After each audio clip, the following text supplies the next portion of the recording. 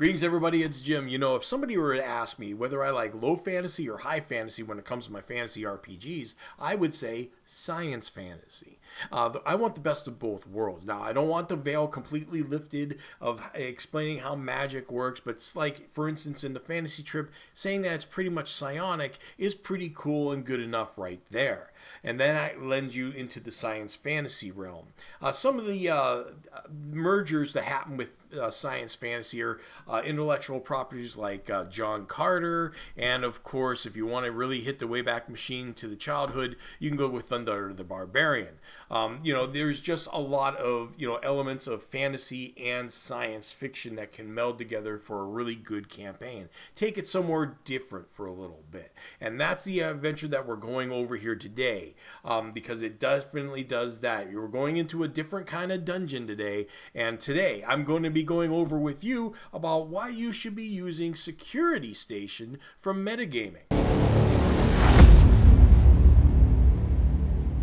And let me take a moment to tell you that HârnWorld is now the largest Kickstarter that Columbia Games has ever made, by the way. I mean, we've hit $85,000 and we still got 9 days to go. And before I did say that it was the fans that started this off with this whole big push, and that's true, but now that's merged into YouTube influencers wanting to get in on the action. We got Me, Myself, and Die, The Gaming Gang, Ardwolf's Lair, and 10 Cars Tavern. All of them have done interviews with Grant Dalglish and talking about this role-playing setting that's usable with any system that you want. So definitely go down to the link down below and check it out. There's a great deal there and some great material. So the basic idea of Security Station is the Minoran, the old gods of the world of Seedry. They were very high tech, and they were looking into other realms and other dimensions, and they found a dimension that was much like ours, pretty much almost the same history, with the exception is that they had a nuclear devastation. And of course, one thing that they did was they actually took this station and they transported the entire thing into Seedry.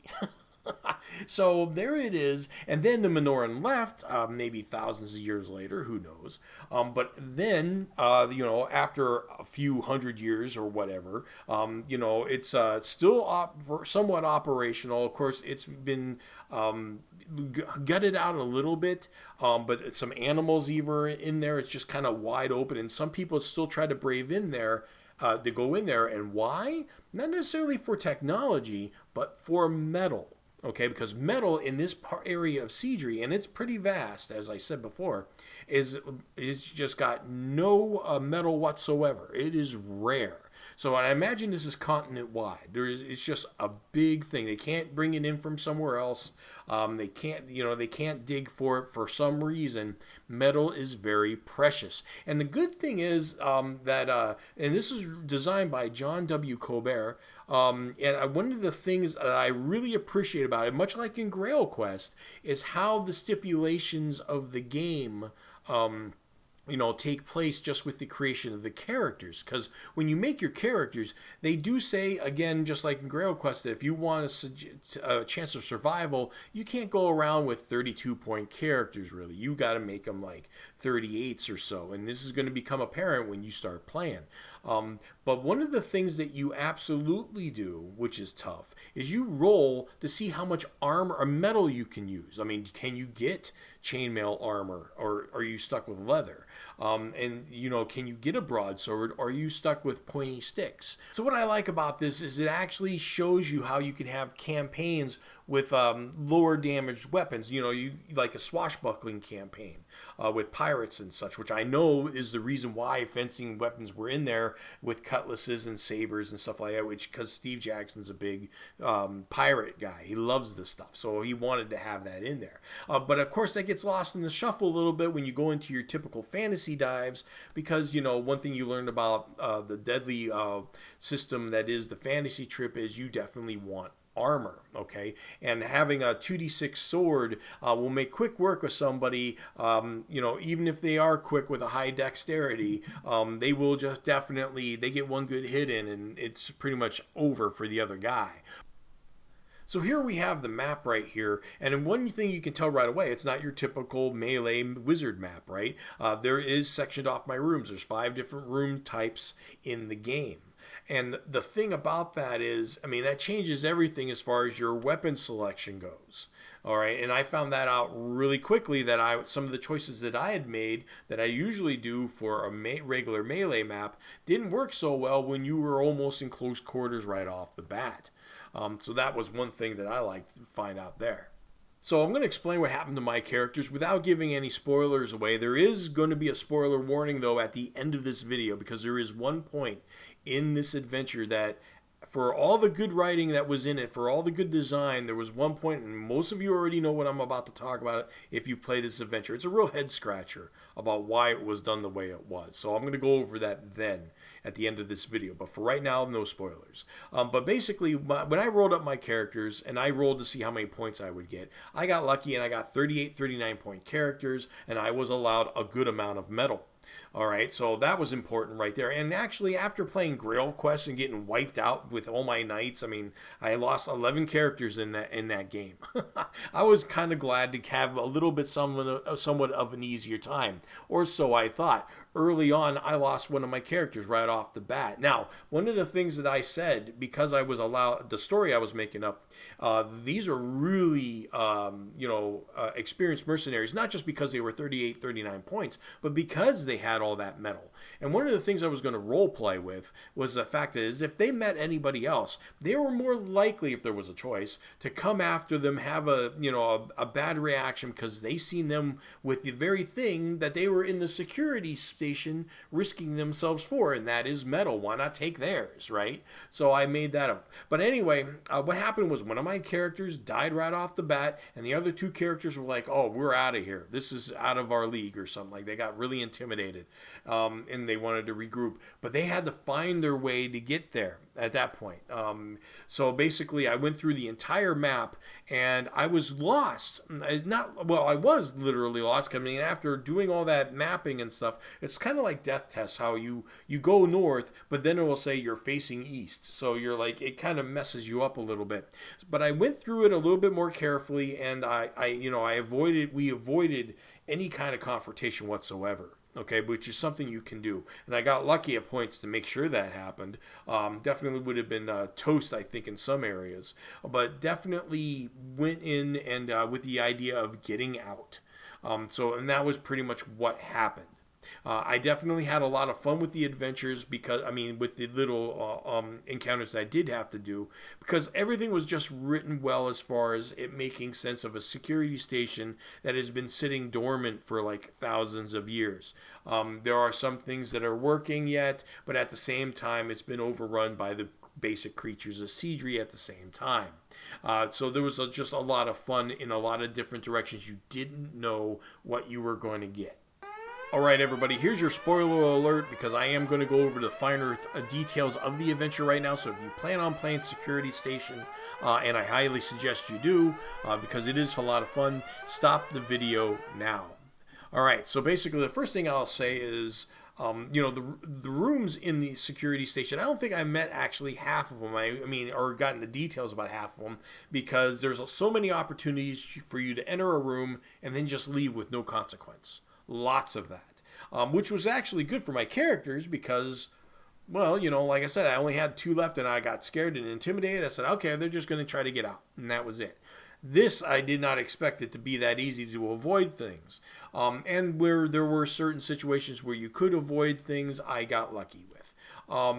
But the one main part that really irked me was actually the ending. There is this one room, and most of you already know what I'm about to talk about. It's the flamethrower room at the end. See, the thing is, you come across a computer guard, basically, and it says halt and identify yourself. And you can have a few options. You make funny faces at it or whatever, or you could try to run for it. The problem is, if you try to run for it, and I should emphasize, this is the last room. You get out of this room, you're done with the adventure. You leave, you succeed. right? But if you try to make a run for it, well, these flamethrowers come out, hit every one of you for 2 dice of damage, and you go prone. So now you got to crawl, and you only have that option to crawl 2 hexes a turn, and you get hit by 2 dice again.